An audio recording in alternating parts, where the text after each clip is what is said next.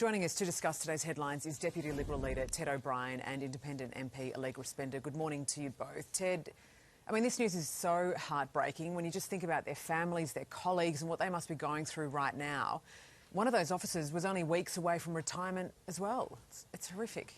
Sarah, it really is, and good morning to you too, Allegra. To think that 3 officers leave home, they're doing their work, 2 of them will never come home, another one ends up in hospital. It is a reminder of what those who wear the uniform do.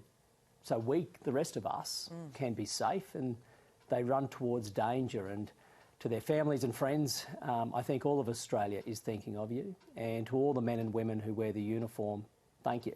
Thank you for putting yourselves in the line of fire to keep us safe. No, absolutely. The sentiments shared right across the country, I'm sure, Ted. I mean, Allegra, the man they're looking for is alleged to be, a sovereign citizen. How concerned are you about this kind of extremism that's brewing in our backyard?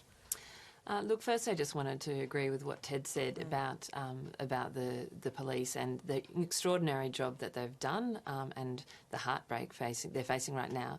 Look, I think we should be concerned about all sorts of extremists. These are very much fringe groups, but they, today is just, it's a stark reminder of, the impact of those fringe groups, and it is important, it sort of calls into fact that we do need to, try and manage against this sort of extreme and try and bring people in and try and avoid these sort of conspiracy theories or extremism that are on the fringes of our society. Yeah, absolutely. It's dangerous, isn't it? And as we go to air, police are still looking for that man. Let's hope they find him soon. Well, let's move on now and on to Iran. And for the first time in 80 years, Australia has expelled the ambassador of a foreign state after finding it was behind 2 anti-Semitic attacks on Australian soil. Allegra, the ASIO chief says Iran, quote, lit the matches and fanned the flames to spread anti-Semitism in Australia. Is he right, or was that already spreading? Look, I have one of the biggest Jewish communities in the country, and particularly the last year has been devastating for the anti-Semitic attacks that have happened in our community, including the Lewis Continental Kitchen, which was one of the Iranian targets. So this has been, it's been terrifying. And one of the hardest parts of this has been for the community. Some people have tried to underplay it and say, oh, look, it's just it's not serious or anything like that. And it's really, I think this is a reminder of how serious that is, and particularly the Iranian involvement really trying to undermine, I think, the social fabric of our community. So, it's incredibly serious. And there is anti-Semitism more broadly, but Iran has really, in this case, it seems, has tried to really amplify that and terrorise the community so that people just don't know if it's safe for them to see, go about their daily days. And I think that's, that is why it was absolutely appropriate for the Iranian ambassador to be expelled. And, and the IRGC listing as a terrorist organisation is frankly long overdue. Yeah, I mean, Ted, did this come too late? Yes, it did come too late, Sarah, and I welcome the government's decision, but they should have made that decision a long time ago. People have often wondered, why does the coalition always talk about these things? And it's for this very reason. We've been saying for around 2 years now that this organisation has to be listed as a terrorist organisation. And it's come to this. This should have been done long ago. We've been calling for it for over 2 years. It should not have come to this. As for the expulsion of the Iranian ambassador, well, that too should have been done earlier. We've been calling that since he's been out there celebrating a leader from Hezbollah, yet another terrorist organisation. Our Jewish community, Australians as a whole, need to be protected, and that takes strength of leadership. And I'm glad at long last we saw that decision of government yesterday, and the coalition supports it. Well, you only need to look at some of the social media posts made by the now former, ambassador here in Australia, Ted. I mean, I understand in the Fin Review today they talk about how the coalition wanted his expulsion and the delegation of the Iranian Revolutionary Guard to become terrorists some 9 months before October 7. Such was the threat in your eyes. Yeah, indeed. And if you look at comparable jurisdictions, they have also taken action, which is why we've been calling on this. We've got to remember what the role of government is. First and foremost, it's about keeping your own people safe.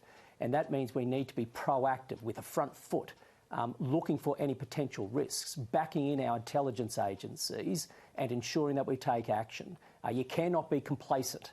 If you be complacent, then you put your own people at risk, and our people have been at risk, and we've seen the consequences of that. Well, talking about risks, I guess now there are concerns, legitimate concerns about Iran potentially retaliating to this, right? And for any Australians living in Iran right now, what would your advice be? Ted, I'll start with you. I mean, how do we get them out safely if indeed that is the right call?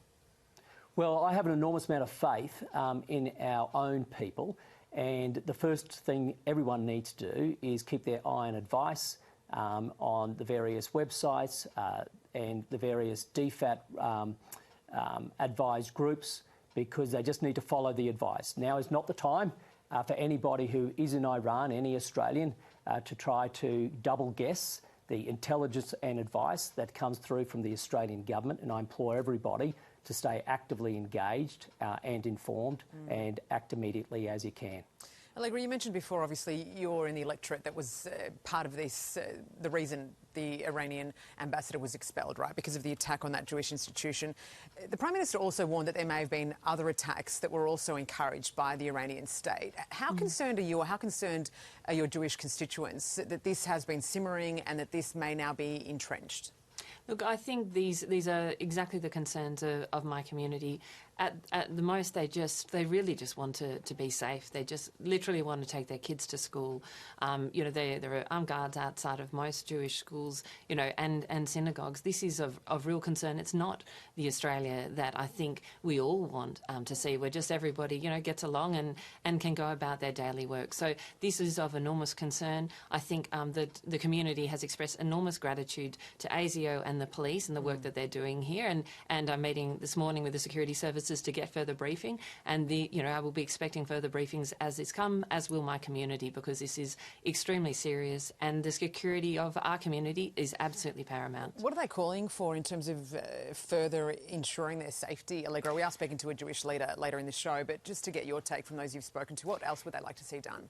Yeah, look, at this stage, I think a lot of people are still reeling from the news yesterday, but it really fundamentally comes down to safety. Yep. And there have been significant investments by this government in terms of safety for the community, in terms of money for security, and certainly what I will be seeking is reassurances that that money will continue to come, particularly for the services and support that this community needs when we still have this threat. So I think that's one of the most important pieces, is that investment in security, and then really that connection between the community and, you know, parts of the police and others. And again, I spoke last night to one of the owners of Lewis Continental Kitchen, who was affected by this, and she was extremely complimentary about the local police and how they had supported her throughout this time. So it's really that connection to local police, but also making sure that there's the funding there for the security threat that is real. Yeah, absolutely. And you do also wonder about the criminal gangs here on home soil that are involved in this kind of activity. Let's hope that is stamped out as soon as possible. Guys, thank you so much for joining us this morning. Appreciate it. Thanks very much. Thanks so much.